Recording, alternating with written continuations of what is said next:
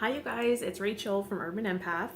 It's day 2 of our soul coaching journey with Denise Lynn, and this is Air Week still. And today, our affirmation was I honor my commitments to myself and to others. And it was about deepening our connection to air. And I actually turned a fan on myself for a while, which I guess seems a little, I don't know why that seems silly to me, but it is connecting to air and just being more aware of the air around us and our breath. And it was also about commitment, obviously, with the affirmation. And something I had been putting off is I just moved into a new apartment and I haven't unpacked much. I've unpacked a bit. I mean, I have things, but I have so much to unpack, and I just had been putting that off and focusing on my work and other things.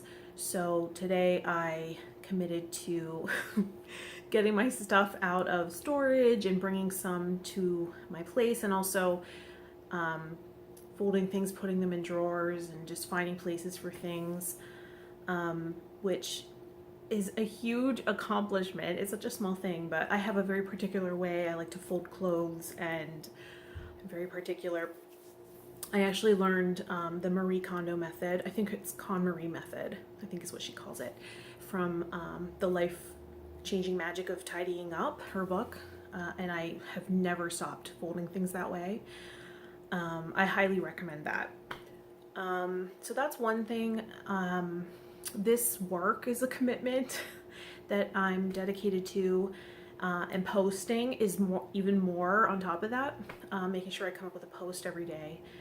And but that's the part I love. Like, I love the part where I can connect with you and see where you're at and hear about your journey, what you've done. And it's not a perfect process. That's something I wanted to say today, because it's never going to be perfect. And I don't know if there's anyone out there who resonates with this, but I'm such a perfectionist that I will wait until something. I was talking to my friend about this last night. He's like, it doesn't have to be perfect, Rachel, but I have such high standards, like the video yesterday, and I just really wanted it to be really high quality.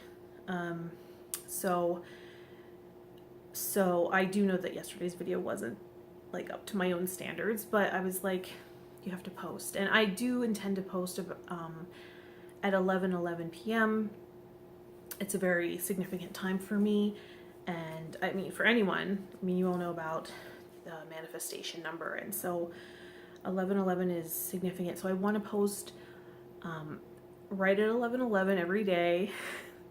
I did that with my last book journey, and it was a challenge some days, but if not right at 11:11, very, very close by. So just so you know what to expect, I don't know if I made that clear on every social media page, but that's my intention, and I'm committed to that. And see, for me, it's like the physical things are what. Oh, and I'm committed to going to the gym every other day. That is really good for me. That actually helps me feel like it's making a difference. It's making an impact in how I feel and look and everything. So those are my commitments. Those are things I know I can stick to.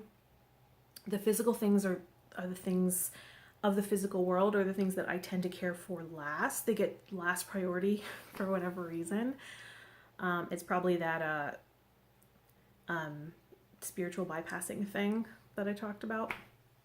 And if you don't know what that means, comment and ask, and I'll explain it. But I think a few of you connected with that too, the spiritual bypassing, also called premature ascension.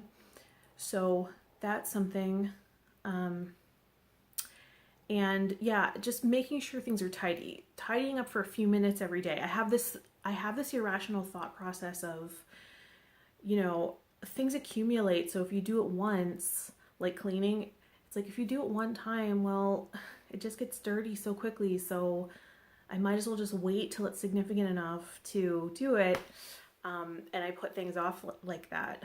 And it's a really bad habit. So I'd like to shift that and maybe commit to tidying for a few minutes a day or whatever. Like I'll do my dishes and things that are a little more significant, but yeah, I think that if I just committed to cleaning for a few minutes every day and just making sure things are tidy, it wouldn't accumulate and overwhelm me so much. But that's a really funny thought. I think it's also because like throughout school and everything, I was in so many activities and I had so many commitments that I